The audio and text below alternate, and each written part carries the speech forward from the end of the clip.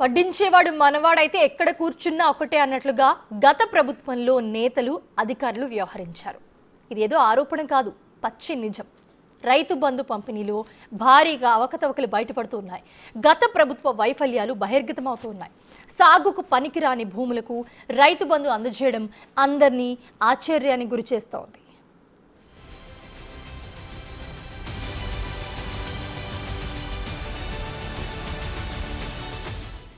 Real estate వెంచర్లకు అధికారులు రైతు బంధు కట్టబెట్టారు. రైతు భరోసా కోసం చేస్తున్న సర్వేలు ఇవన్నీ బయటపడుతూ ఉన్నాయి. ఒక్కొక్కటిగా కోళ్ల ఫారాలు, ఇటుక పట్టీలు, ఫంక్షన్ హాల్స్, గోదాములకు రైతు బంధు మంజూరు చేసేస్తారు.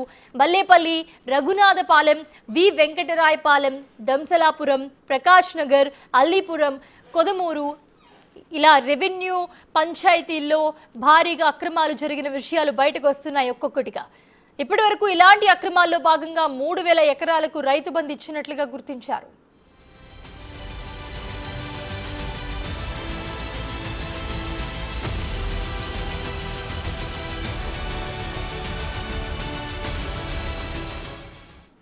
గత ప్రభుత్వ హయాంలో తక్కువ ధరకే రైతుల నుంచి భూములు కొనుగోలు చేసిన రియల్ ఎస్టేట్ వ్యాపారులు కూడా రైతు బంధు పొందడం ఆశ్చర్యం కలిగిస్తోంది.